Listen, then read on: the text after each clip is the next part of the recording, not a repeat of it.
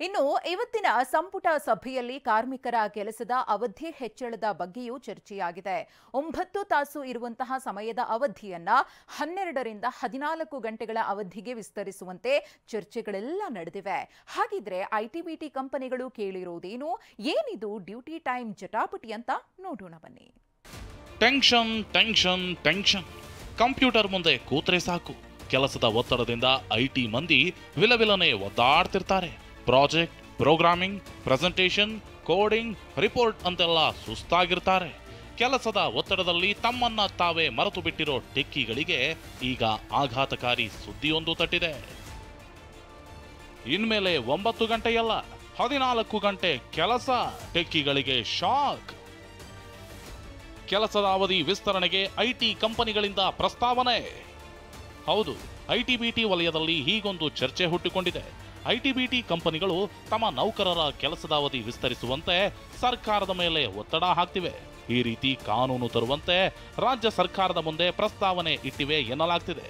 ಒಂದು ವೇಳೆ ಹೀಗೊಂದು ಕಾನೂನು ಬಂದ್ರೆ ಐಟಿ ಉದ್ಯೋಗಿಗಳು ದಿನದ 14 ಗಂಟೆ ದುಡಿಯುವ ದುಸ್ಥಿತಿ ಎದುರಾಗಲಿದೆ.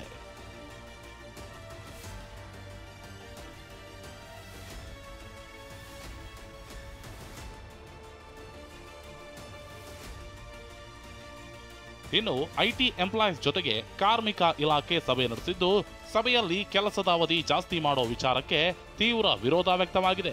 ಉದ್ಯೋಗಿಗಳು ಯಾವುದೇ ಕಾರಣಕ್ಕೂ ಇಂತಹ ಕಾನೂನು ತರಬಾರದೆಂದು ಪಟ್ಟು ಹಿಡಿದಿದ್ದಾರೆ. ಇನ್ನು ಈ ಬಗ್ಗೆ ರಾಜ್ಯ ಐಟಿ ನೌಕರರ ಸಂಘ ಆಕ್ರೋಶ ಹೊರಹಾಕಿದೆ. ಎಂಪ್ಲಾಯಿಗಳ ಗೋರಿ ಕಟ್ಟುವಂಥ ನಿರ್ಧಾರ ಆಗ್ಬೋದು ಅಷ್ಟೇ. ಯಾಕೆ ಅಂತಂದರೆ ವರ್ಕ್ ಲೈಫ್ ಬ್ಯಾಲೆನ್ಸು ಅಧ್ವಾನ ಹಿಡಿದೋಗಿದೆ. ಫ್ಯಾಮಿಲಿನ ನೋಡೋಕ್ಕೂ ಟೈಮ್ ಸಿಗೋದಿಲ್ಲ, ಮಕ್ಕಳ ಜೊತೆ ಆಡೋಕ್ಕೂ ಟೈಮ್ ಸಿಗೋದಿಲ್ಲ.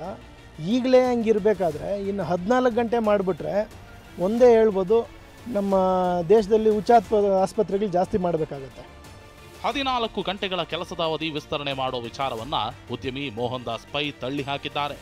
ನಾವು ಯಾವುದೋ ಒಂದು ದಿನದಲ್ಲಿ ಒಂದು ಗ್ಲೋಬಲ್ ಕ್ರೈಸಿಸ್ ಆದರೆ ಜಾಸ್ತಿ ಹೊತ್ತು ಕೆಲಸ ಮಾಡೋಕ್ಕೆ ಆಗ್ಬೋದು. ಅದಕ್ಕೆ ದಿನಲ್ಲಿ ಒಂದು ಕೆಲಸ ಮಾಡೋದು ಎಕ್ಸ್ಟೆಂಡ್ ಮಾಡಬೇಕು 11 ಗಂಟೆಗೆ ಅಂತ. ಆದರೆ ವಾರಕ್ಕೊಂದ್ಸಲಿ ನಾರ್ಮಲ್ ಕೆಲಸ 48 ಗಂಟೆ ಇರಬೇಕು, ಮತ್ತೇನೋ ಓವರ್ ಟೈಮ್ ಬಿಡ್ತಿರೋ ಅಷ್ಟೇ ಇರಬೇಕು. ನಾವೇನದು ಜಾಸ್ತಿ ಮಾಡೋಕ್ಕೆ ಕೇಳಿಲ್ಲ.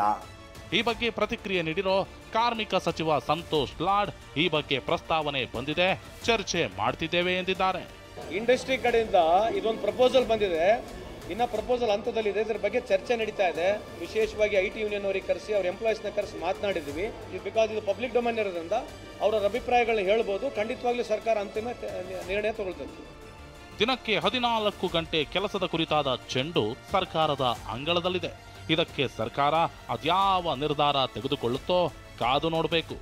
ಕಿರಣ್ ಸೂರ್ಯ, ಟಿವಿ9 ಬೆಂಗಳೂರು.